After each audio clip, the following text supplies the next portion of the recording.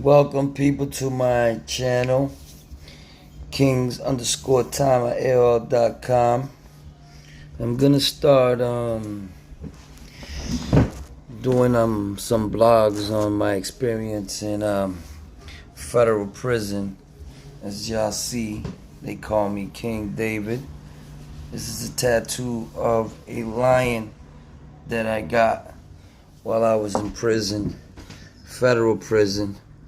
I went to many places. I started out in Rhode Island when I was initially indicted in Worcester, Massachusetts for numerous charges that resulted in me getting a 12-year sentence in federal prison, which the feds, they sentenced you to months. So they gave me 144 months when I was 26 years old. Yeah, 26 years old. I was sentenced to 12 years in federal prison. I spent 2 years in the wide detention. Anybody who's been in federal prison or been through the federal system knows what Donald White Detention Center is in Rhode Island. It's pretty much a holdover where you sit and you wait before your sentence, and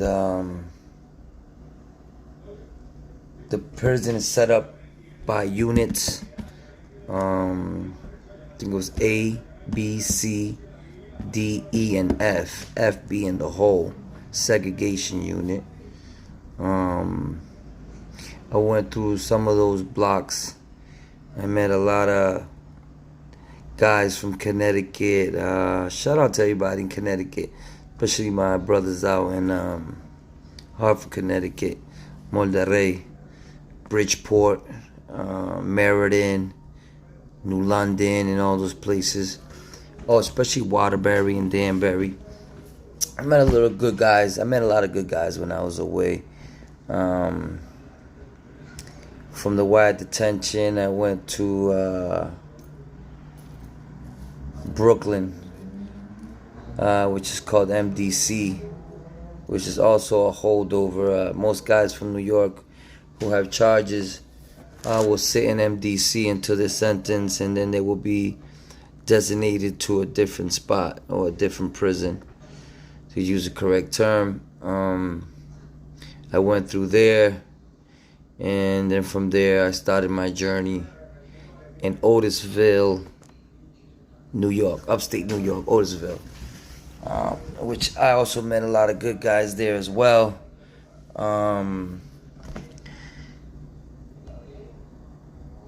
Actually, in Otisville, which happened to be my first spot, I went there, and it was actually in the middle of a lot of tension between the Paisas. Most prisons are run by gangs. You got the Bloods, the Latin Kings, you got the Crips, you got GDs, you got Nietas, you got 27s, Group 27, Spanish 27s. You have Vice Lords, P-Stones, Arukins, you got several other gangs that I'm missing, but the prisons are run by gangs, and